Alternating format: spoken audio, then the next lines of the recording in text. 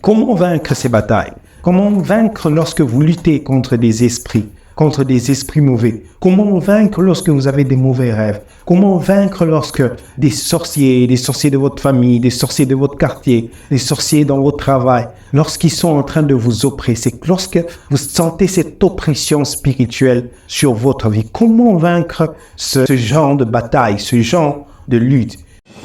Soyez le meilleur de ce que vous êtes. C'est très important que vous puissiez comprendre que la bataille spirituelle, c'est une bataille qui est réelle et qui est une bataille à vaincre.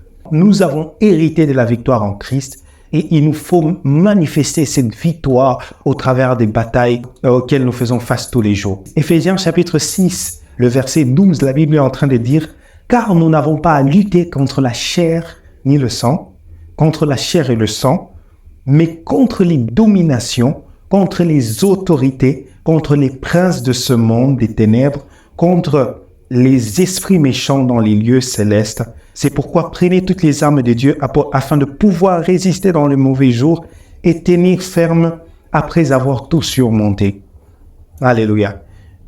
La Bible est en train de nous montrer que nous n'avons pas à lutter contre les hommes. Parfois, nous nous en prenons aux hommes. Tel homme a dit, tel homme a fait. Tel homme m'a fait ceci, tel homme n'a pas fait cela. La parole de Dieu est aussi en train de nous préciser que, en fait, ce ne sont pas contre les hommes, ce n'est pas contre la chair et le sang que nous sommes en train de nous battre. Nous luttons contre les esprits mauvais dans les lieux célestes. Et écoute un peu avec précision ce que la parole de Dieu dit. Il est en train de dire contre les princes de ce monde des ténèbres. Donc nous sommes dans ce monde. Nous sommes la lumière du monde, mais nous ne sommes pas de ce monde, car ce monde, c'est un monde des ténèbres. Il y a d'autres esprits qui sont en train de fonctionner dans ce monde pour influencer le monde vers le mal. Mais parce que nous sommes dans notre royaume, parce que nous sommes du royaume de Dieu, nous sommes dans ce monde, mais nous vivons la lumière, nous transmettons la lumière et nous brillons pour que le monde puisse voir la lumière de Dieu au travers de nous. Comment vaincre ces batailles? Comment vaincre lorsque vous luttez contre des esprits mauvais? Comment vaincre lorsque vous avez des mauvais rêves? Comment vaincre lorsque des sorciers de votre famille, des sorciers de votre quartier, des sorciers dans votre travail, lorsqu'ils sont en train de vous oppresser, lorsque vous sentez cette oppression spirituelle sur votre vie? Comment vaincre ce genre de bataille, ce genre de lutte? Il faudra, premièrement, que vous puissiez comprendre que la bataille spirituelle,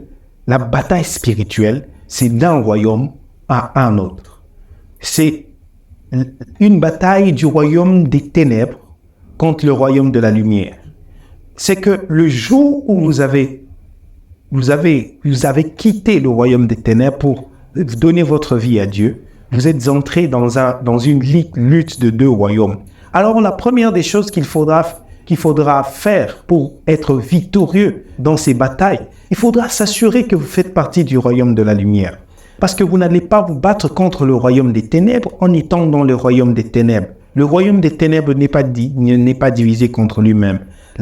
Jésus était en train de dire que si le royaume des ténèbres est divisé contre lui-même, il ne peut pas subsister. Un royaume divisé, une maison divisée contre elle-même ne peut pas subsister. Soyez sûrs que vous faites partie du royaume de la lumière. Parce que si vous commencez à combattre le royaume des ténèbres et vous faites partie du royaume des ténèbres, vous aurez du mal à vaincre. Parce que vous serez en train de vous battre en ayant leur identité, leur façon d'être, leur façon de penser, leur nature. Et cela créera votre échec. La Bible dit que Jésus a triomphé des dominations, des principautés à la croix. Et cet héritage, il nous l'a donné. Nous sommes héritiers de la victoire de Jésus-Christ à la croix. Donc, si vous n'êtes pas du royaume de lumière, vous n'êtes pas héritier de la victoire de Christ. Donc, si vous n'avez pas encore donné votre vie à Jésus, si vous n'êtes pas encore né de nouveau, vous aurez du mal à vaincre Satan. Assurez-vous que vous faites partie du royaume de la lumière avant de commencer à combattre Satan, de peur que vous ne puissiez combattre quelqu'un du camp duquel vous êtes. C'est que pour vaincre, assurez-vous que vous êtes né de nouveau. Naître de nouveau, c'est différent du baptême d'eau. Certains font la confusion de dire que mais je suis né de nouveau, j'ai été baptisé. Non, c'est différent. Naître de nouveau, c'est avoir une rencontre personnelle et une relation personnelle avec Dieu.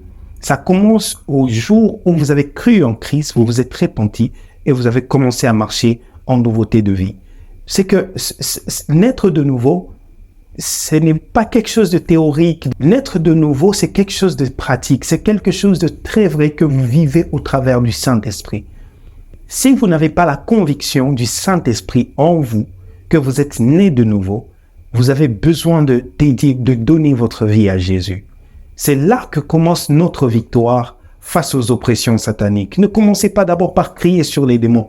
Commencez par vous assurer que vous avez la vie de Dieu en vous. La Bible dit que l'Esprit parle à notre esprit et nous confirme que nous sommes enfants de Dieu. C'est l'Esprit de Dieu qui nous parle et nous assure que nous sommes enfants de Dieu. Cette conviction, c'est une conviction profonde. C'est une conviction du genre, vous pouvez même donner votre vie si on vous mettait un pistolet sur la tempe en vous demandant est-ce que vous êtes né de nouveau, est-ce que Jésus est vrai?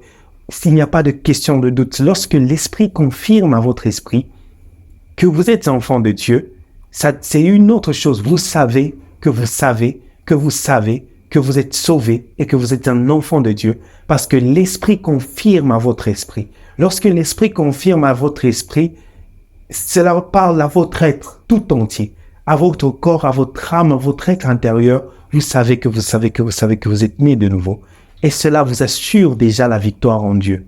Soyez sûr que vous êtes enrôlés dans le royaume de Dieu en naissant de nouveau.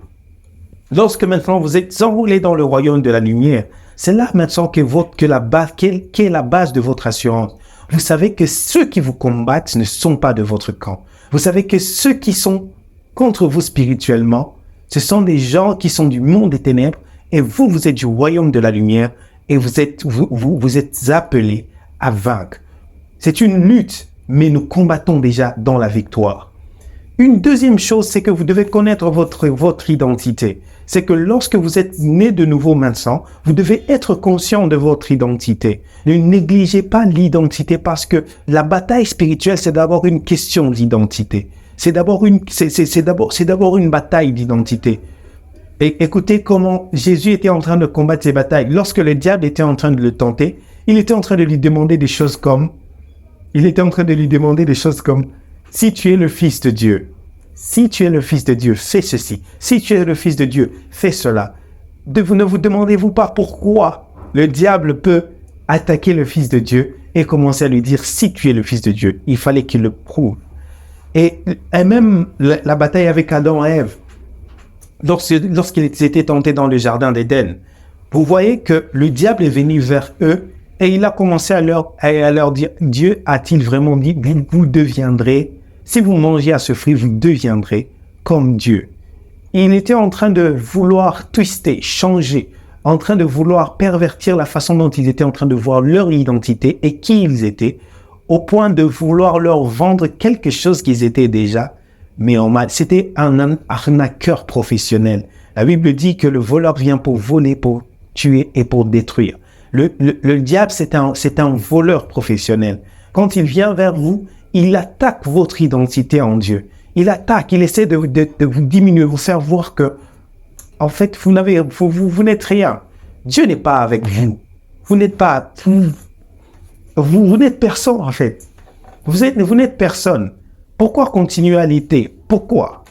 Les batailles spirituelles, ce sont des batailles d'identité. Lorsque vous savez qui vous êtes sans Dieu, vous saurez sur quelle base vous êtes en train de parler. Vous saurez que vous avez un Père qui ne vous abandonnera jamais. Lorsque vous connaissez votre identité en Dieu, vous pourrez déclarer sur des batailles qui viennent vers vous, ce que vous êtes déjà en Dieu, les choses que vous avez déjà héritées en Christ. Un fils, c'est un héritier des promesses, un héritier des victoires. Et dans le cas de la croix, vous êtes un héritier du sang et de la puissance du sang de Jésus sur votre vie. La Bible dit que il leur a donné le pouvoir, il nous a donné le pouvoir et il a dit que je vous donne le pouvoir sur toute la puissance de l'ennemi et rien ne pourra vous nuire. Vous êtes aussi héritier de cette promesse parce que vous êtes fils. Cette promesse est à vous. Cette promesse n'est pas qu'aux serviteurs de Dieu. Cette promesse est à tous ceux qui sont devenus fils. Vous êtes déjà un enfant de lumière. C'est difficile. Il est voire impossible que la lumière, que les ténèbres puissent vous engloutir à moins que l'engloutissement ne vienne de l'intérieur. C'est pourquoi le diable cherche à tacher votre identité. Il cherche à voler votre conscience de votre identité, de sorte que de vous-même, vous vous tourniez contre votre Dieu et que cela ne court à votre perte. Lorsque vous vous battez contre des puissances des ténèbres, lorsque vous battez contre vous avez des batailles dans votre travail, dans votre quartier, dans vos rêves, apprenez à déclarer que vous êtes un enfant de Dieu, appelé à vaincre, que vous vous battez dans la victoire. Et sachez déclarer que la Bible dit que nous sommes plus que vainqueurs par celui qui nous a sauvés. Une troisième chose maintenant, c'est que vous devez exercer votre autorité. Certains commencent par là, mais ça devrait arriver en troisième position. Exercer votre autorité, c'est que vous devez prendre autorité contre les démons. Il y a un extrémisme qui dit que non, vous ne devez pas tempêter sur les démons, vous devez seulement déclarer. Ok, c'est une bonne chose, mais la Bible est en train de dire que je vous donne l'autorité sur les serpents et les scorpions et sur toute la puissance de l'ennemi et rien ne pourra vous nuire. C'est qu'il y a une autorité que nous devons exercer. La Bible dit que ceux qui croiront en mon nom chasseront les démons. La parole de Dieu est en train de nous montrer qu'il y a cette étape-là où nous devons exercer notre autorité face aux démons, face aux puissances des ténèbres, face à tous ceux qui se lèvent contre nous. Nous ne devons pas être des victimes parce que Dieu n'a pas fait de nous des victimes. Dieu a fait de nous des victorieux. Nous sommes héritiers de cette victoire. Lorsque vous sentez qu'il y a une oppression satanique dans votre bureau, lorsque vous sentez qu'il y a une oppression satanique dans votre maison, la nuit vous dormez, il y a des oppressions sataniques, des mauvais rêves, des cauchemars, vous sentez des oppressions, levez-vous. Prenez autorité parce que vous avez cette puissance-là en Dieu. Vous avez une base légale de l'exercice de votre autorité parce que vous êtes fils. Prenez le temps de chasser les démons dans votre maison. Ordonnez aux démons de quitter. Ordonnez aux vents maléfiques de quitter. Ordonnez à toute personne sous une forme spirituelle qui peut vous oppresser. Ordonnez à cette personne de quitter votre maison, de quitter vos affaires, de lâcher ce qui est pris dans le monde spirituel. Utilisez la puissance du sang de Jésus dans votre combat spirituel. Parce que la Bible dit qu'ils l'ont vaincu à cause du sang et par la parole de leur témoignage. Exercez la puissance du sang de Jésus-Christ de Nazareth. Vous pouvez même sécuriser votre maison dans le sang de Jésus. Sécurisez vos affaires dans le sang de Jésus. Vous avez une base légale en étant fils d'exercer l'autorité et rien ne pourra vous nuire. Sortez de la peur qui vous dit que lorsque vous chassez les démons, vous aurez des oppressions. Ça, c'est une mentalité que le diable amène pour que vous restiez sous l'esclavage. Certains ont peur de chasser des principautés, chasser des dominations parce qu'ils pensent que les principautés, les dominations sont trop forts. Non, la Bible dit dans Colossiens chapitre 2 qu'il a dépouillé les autorités et les dominations et il les a livrées en spectacle en triomphant d'elles par la croix. Les dominations et les autorités, les principautés sont des entités déjà vaincues. Donc, vous êtes en train de vous battre avec des adversaires qui ont déjà été dépouillés. Ils n'ont plus d'armes. C'est vous qui avez des armes. C'est vous qui avez l'autorité. C'est à vous maintenant d'exercer l'autorité et de chasser les démons. Chasser tout ce qui peut venir contre vous spirituellement parce que vous êtes déjà victorieux. La parole de Dieu dit que toute arme forgée contre vous sera nulle et sans effet. C'est que tout ce qui peut se lever contre vous, vous êtes déjà victorieux. C'est que tout ce qui peut s'élever contre vous, toute arme qui peut être fabriquée contre vous, que ce soit des armes de parole, que ce soit des armes spirituelles, que ce soit des flèches qui volent le jour, vous avez déjà une base de cette victoire et ces choses-là doivent être nulles et sans effet sur votre vie. Donc vous êtes déjà plus que vainqueur. Vous devez exercer votre autorité en Dieu. Une autre chose, une quatrième chose, c'est que vous devez déclarer la parole de Dieu. Écoutez, deux choses qui ont permis à ce qu'il puisse vaincre. Dans l'Apocalypse, la parole de Dieu est en train de nous dire que ils l'ont vaincu par le sang de l'agneau et par la parole de leur témoignage. Le sang a été versé pour nous. Le sang représente la vie.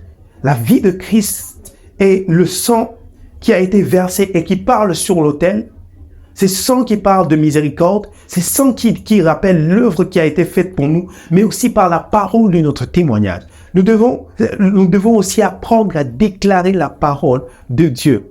Un chrétien silencieux, c'est un chrétien vaincu. Je le répète, un chrétien silencieux, c'est un chrétien déjà vaincu. Un chrétien doit savoir déclarer la parole de Dieu. Un chrétien doit savoir dire ce qui a été déjà dit à propos de lui. Lorsque le diable amène d'autres choses, lorsque le diable amène des oppressions, la mort, la perte, la faillite, vous devez savoir déclarer ce qui a déjà été dit à votre sujet dans la parole de Dieu. Parce que vous êtes héritier de cette parole. Vous êtes héritier de toutes ces promesses formidables que la parole est en train de nous présenter. Vous êtes l'Israël de Dieu. Vous êtes la progéniture d'Abraham. Vous devez savoir déclarer la parole de Dieu dans vos batailles. Déclarer que toute arme forgée contre vous est sans effet. Déclarer que la magie et l'enchantement n'ont pas de pouvoir sur vous. Déclarer que la magie et l'enchantement n'ont pas de pouvoir sur votre famille.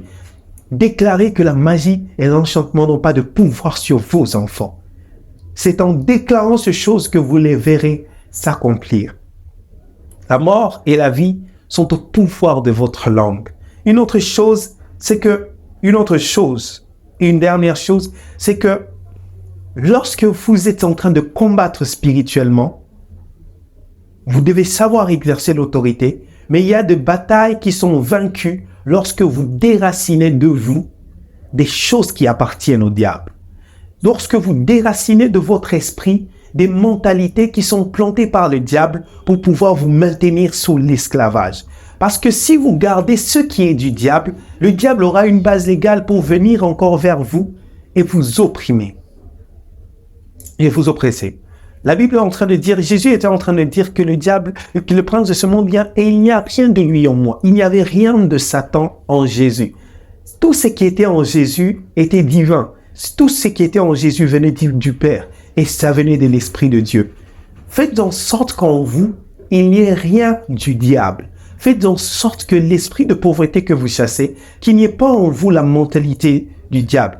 À certains moments, lorsque vous êtes en train de chasser les démons, et que vous voyez qu'il y a encore cette lourdeur, vous exercez l'autorité et il y a la lourdeur, vérifiez que vous êtes en ordre avec le Dieu que vous êtes en train d'invoquer, avec le Dieu que vous représentez. Vérifiez qu'il n'y a pas de péché du diable dans votre vie qui vous empêche, qui